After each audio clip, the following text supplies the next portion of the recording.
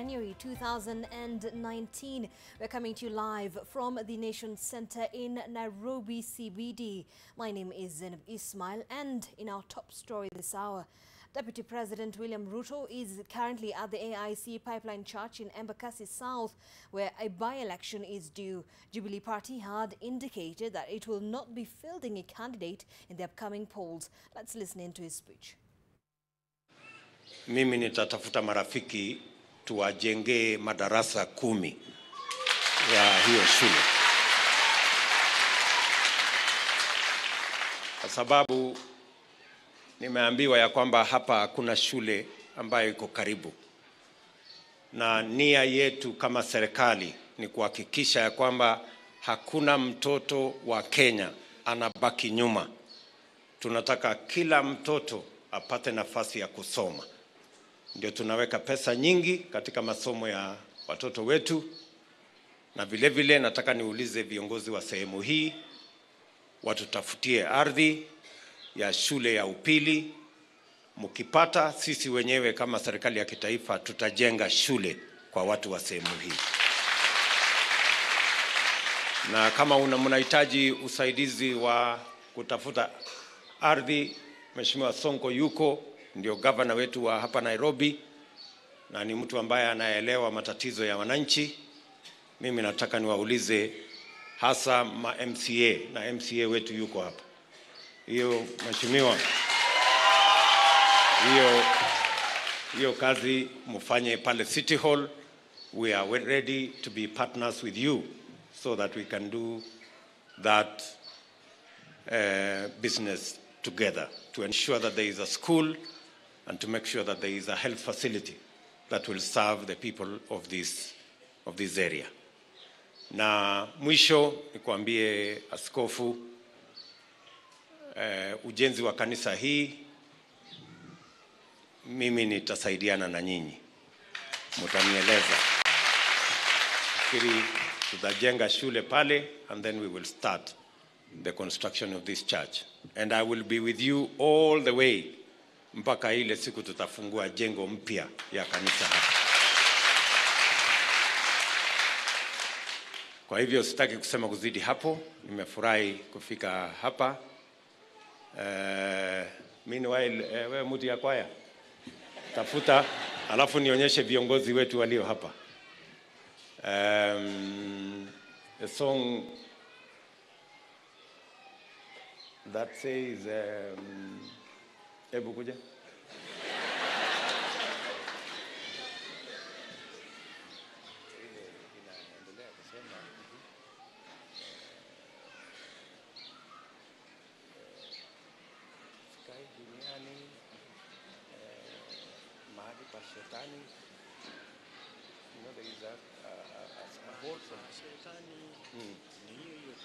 Lakini mbona hukuanzia the first hiyo ya kwanza? Can you start from? Yes. So can you start from the beginning? Where is the song?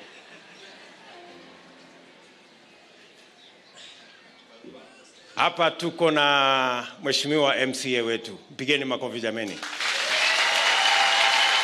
Asanteni. Hapa tuko na kiongozi wetu Bwana Sumra. Pigeni makofi. Hapa tuko na mjumbe wetu Bwana Mawadhe. Pigeni makofi. Pale. That was Deputy President William Ruto coming from the AIC Pipeline Church in Embakasi, and of course we'll be listening to what he's talked about today morning, and we'll be joining Kennedy Murray later on. But before that, a group of matatu owners and operators have rejected the government's intention to introduce the bus rapid transport system as planned. They say introducing the buses as well as phasing out the 14-seater matatus will negatively affect their investment and at the same time increase the rate of unemployment. The project is geared towards decongesting the capital. It is a meeting that brought together matatu owners from Kiambu, Murang'a, Laikipia, Nyandarua, Kajiado, Nairobi, Machakos and Nyeri counties, and they were speaking in one voice. They are against the government's timeline on introducing BRT buses that are aimed at decongesting the roads. Wakaambiwa kuna mabasi 964 ambayo inatakikana itoke kule South Africa ama China, na wakaambiwa bei ya hiyo mabasi ni milioni 25. Wakaambiwa waidhinisha. Maombi yetu ni tutambulike kama real investors, wanabiashara ambao wanaajiri zaidi nchini, wanabiashara ambao wanalipa kodi kubwa kabisa nchini, na wanabiashara ambao wanawezesha biashara zingine zote kuendelea. They want the government to postpone the procurement of the buses for 10 years to allow for adequate preparations. The matatu owners accuse the government of not following due process in enacting the move, saying it will hurt their investment. They have appointed Kiambu County Governor Ferdinand Waititu as their patron. Bwana Governor, ningetaka leo tukutume kwa CS Masharia, tukutume kwa PS Koimet, na tukutume kwa PS Hinga, sana Hinga. Uambia kwamba wale watu wanakaa nao katika hiyo bodi ya Namata, tafadhali hiyo bodi tupiliwe bali, ikuwe dissolved, na tuanze kusimamiwa na wale watu ambao ni wana matatu, wale wanaonekana mchana kama vile tuko hapa. Kwanza maneno ya BRT, hiyo inaanzishwa from scratch, nyinyi mkiwa ndani. Nyinyi ndio mtakaa chini na serikali ya President Uhuru Muigai wa Kenyatta, mpange mpango ya vile biashara ya matatu itaendelea. Hakuna emergency ya kuleta BRT. The matatu investors are against phasing out of 14-seater matatus, saying it will increase the rate of unemployment. They, however, want the sector streamlined to restore sobriety, professionalism, as well as invoke discipline among the operators. 60% of these matatus are owned by people from the Mount Kenya region, and these matatus represent 3 million people employed directly and another 4 million employed indirectly. This is 7 million. The road transport stakeholders from 6 matatu owners associations merged to form a united front that will fight the BRT plan as it is. They say they also intend to embrace road safety guidelines, including awarding of the most disciplined SACCO. Sharon Baranga, NTV. All right, and some Nairobi-based matatu operators have hit back at Kiambu Governor Ferdinand Waititu over allegations that Nairobi Governor Mike Sonko and the other persons are mismanaging the city transport system and are operating as cartels. The operators have urged Waititu to stop interfering with the transport sector by bringing division. The operators say they are in support of Sonko over the bus rapid transit system to decongest the city. We are 12 of us from different associations who are being elected to do the BRT business.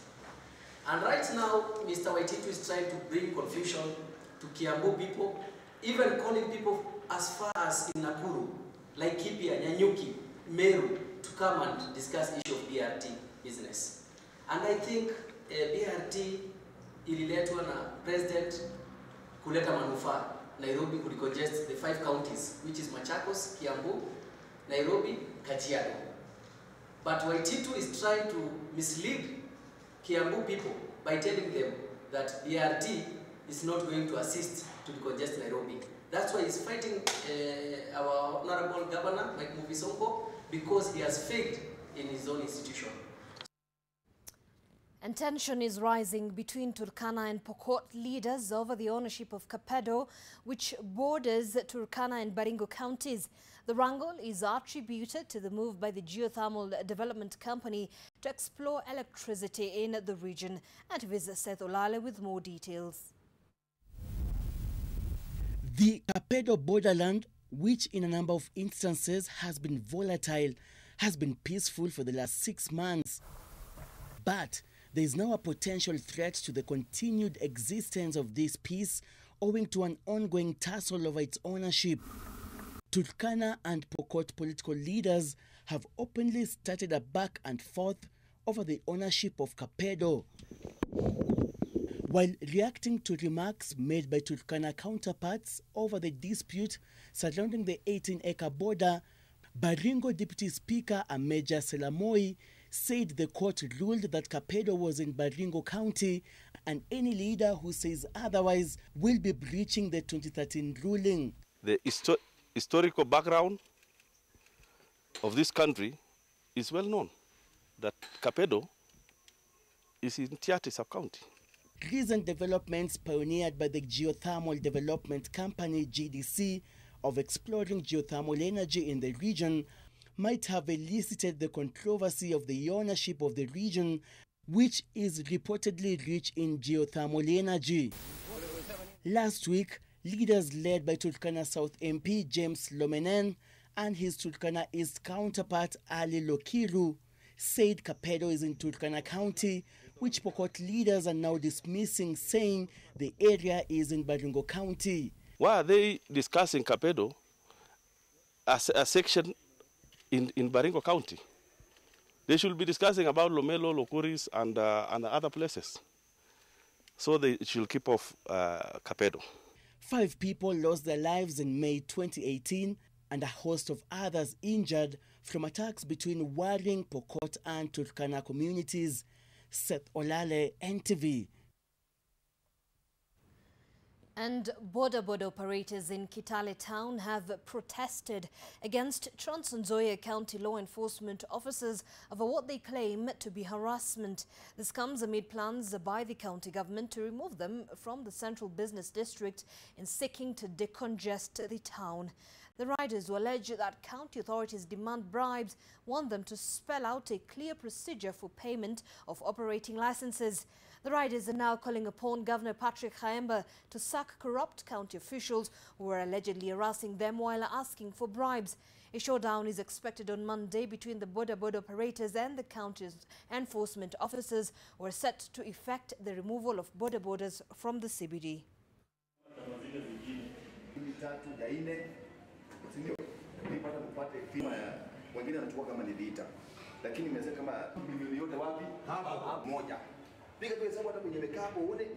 Tumechoka kunyanyaswa. At the beginning there was that circle. Many things and many projects was made there, but none is still ongoing. At the beginning tulipewa driving school car, but ikawekwa chini ya maji. Over 200,000 households stand to benefit from 6 boreholes that will ease water challenges in the semi-arid area of Masinga in Machakos County. The project, which is being funded by the Water for Life organization, targets to drill the boreholes for easy access for all the people in the area. The shortage of water in Masinga is as clear as day. It is told by the dry air, the bare ground and the burden that residents have to endure to quench their thirst and attend to their water needs. Some areas, they lack water where people walk like 10 kilometers to get water. The many boreholes that have been sunk by the county government are not enough. They are helping, but they are barely enough. It is not just the long distances that they have to travel to get water that illustrate their great need, but also the fact that any source of water will do for these residents regardless of the quality. Tukipata hii maji, kwanza tutaacha hii shida ya kutumia maji mbaya ya mto. Aya, kununua mamboga ambayo yamepandwa na maji mbaya. The presence of Water for Life personnel in the area for a geological survey announces the dawn of a brighter future.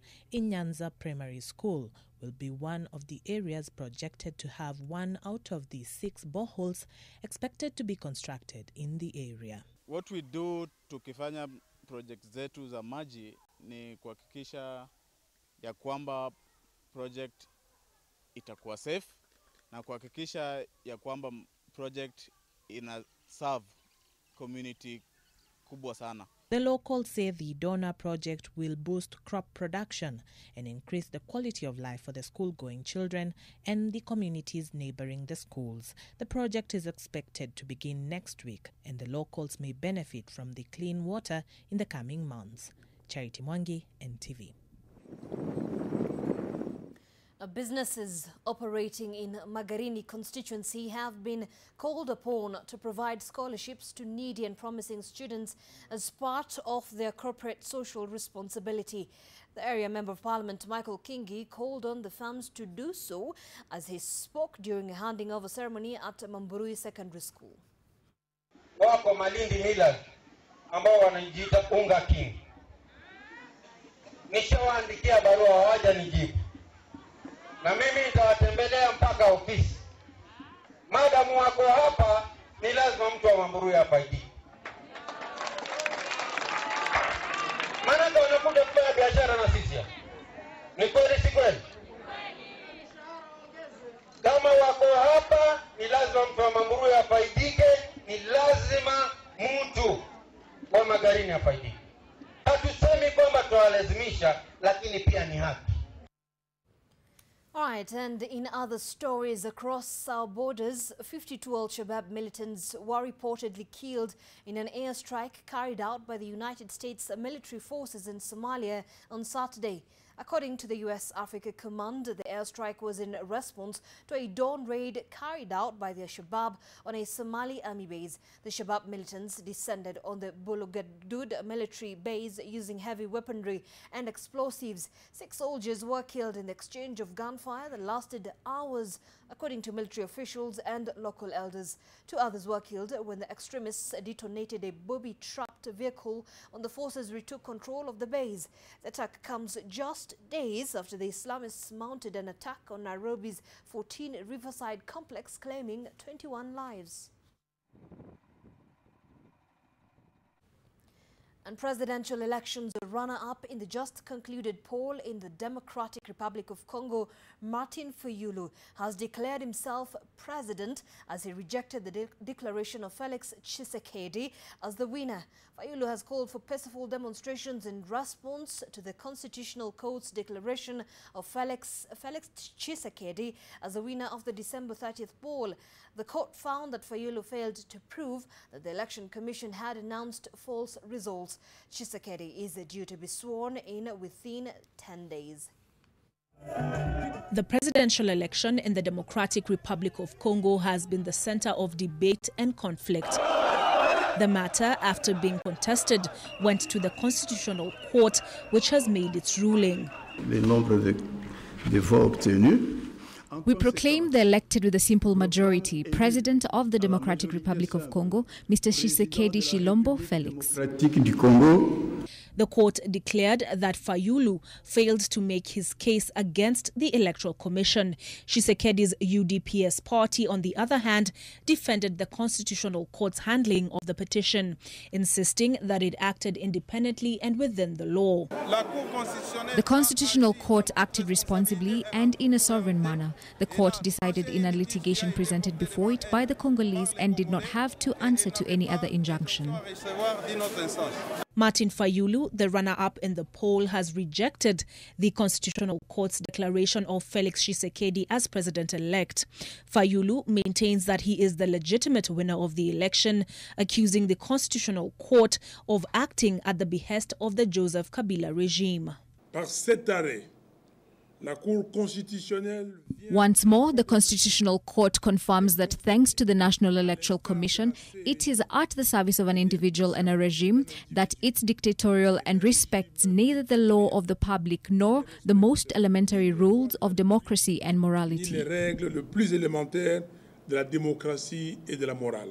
It remains to be seen what the international community's response to the Constitutional Court's finding will be, with the African Union having cited serious doubt as to the conformity of the results declared by the Electoral Commission. A joint investigation by Financial Times and Radio France International also revealed data that points to huge electoral fraud. The Catholic Church has also cast doubt on Tshisekedi's win, saying the results published by the Electoral Commission do not correspond with the data collected by its observers.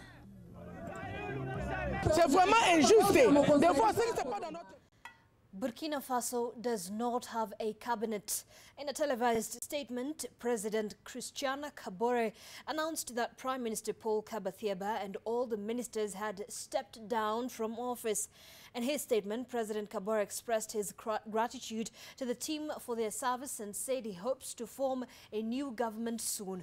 No reason was given for the move, but the recent high-profile disappearance of foreign nationals have led to direct calls for Thieba's resignation, as well as that of his defense and security ministers. And it is believed that President Kabore wants to breathe new life into the leadership of the landlocked West African country.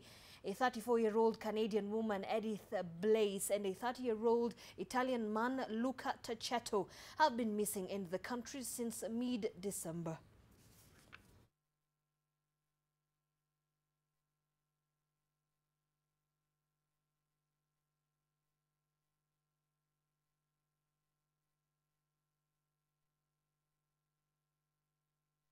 All right, and back into the country, Nakuru County leaders have raised concern over the high rate of new HIV infections amongst teenage girls. The leaders have associated the problem with the inappropriate interaction between truck drivers and the teenage girls, especially around the Salga and Sachangwan areas. They have cautioned those who engage in such behavior, saying that they risk facing stern action. The innocence of girls in Nakuru County, more so the Salga and Sachangwan areas, is at risk. This is according to leaders there who say that truck drivers who ply the Nairobi-Nakuru highway are to blame for the increased HIV new infections amongst the youthful females in the area. Wanapopitia pale, they lure those girls ama wanakuja kuwadanganya wale wasichana ambao wengi wao hawajafikisha miaka 18. Wanapewa pesa, wanaenda kufanya mapenzi na hao madereva na wengine wanapata wako na virusi na wapata kuambukiza hao wasichana wadogo. In an event organized to distribute sanitary towels to schoolgirls in the area, the leaders took the opportunity to warn girls against entertaining the attention of older men. The leaders also issued a stern warning to the men who engage in the inappropriate behavior. We also talk to the boy child because we also understand they're also getting the abuse. It's not only being experienced by the girls. And we really want to see the area, the cases of teenage pregnancies going down in the HIV infection. We hope it will go to zero because it's a very sad case. Si kama viongozi wa area hii tutashirikiana na viongozi wa security kuweka macho ili wewe ambaye unakuja, wewe ni dereva wa lori ama wewe ni nani, unakuja kumtafuta huyo msichana mdogo, unatake advantage kwa sababu pengine ni mtoto wa shule, kwa sababu ni msichana ambaye anatoka jamii ambaye haijikimu kimaisha, unapata kumpa pesa ili ukaenda kulala nayo na ukampa virusi vya ukimwi. Tukikupata tuhakikisha kwamba umeenda na umeroti jail kwa sababu it's criminal. It is evil na ni makosa makubwa sana. The leaders urged security officers and government administration personnel to be vigilant in addressing the problem. Tufanye msako. Haya, katika hizi nyumba hizi nyumba lodgings ambazo ziko, unapata hao huko ndio hao wasichana wadogo wanaenda kuambukizwa virusi kule. Tuende na yule ambaye atashikwa kwa funzo kwa wengine. The leaders urged the students to focus on their education and to ensure that they meet the highest academic excellence. Charity Mwangi, NTV. All right, and let's now take a look at stories making headlines in the world of sports that will be brought to you by Brian Otwal in just a moment.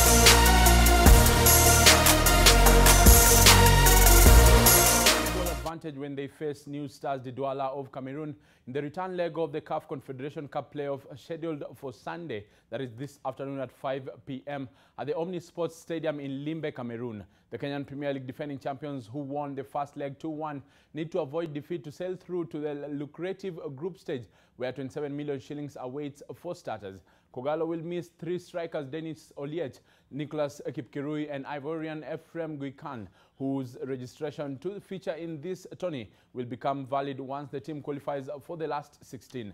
Captain Harun Shakava and Josh Onyango will also be absent, as they are still serving their 2-match suspension from CAF.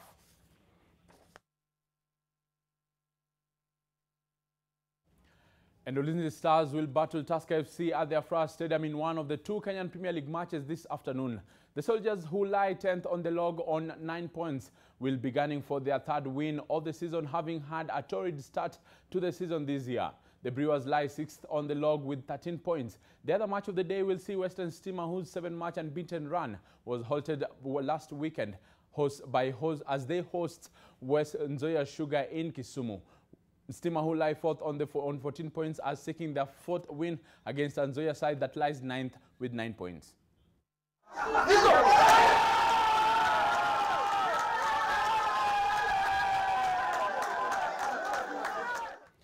And Tuta Mionki was voted the best motorsports personality in 2018 as KNRC champion Carl Flash Tundo, navigated by Team Jesop, emerged the main class champions at the annual Kenya Motorsports Federation Annual Awards and ender to the 2018 season. The 2019 officially kicks off this month as drivers received more pledges of support from KMSF and title sponsors KCB. That story coming to you shortly. And English Premier League bottom-placed Huddersfield welcome title holders Manchester City.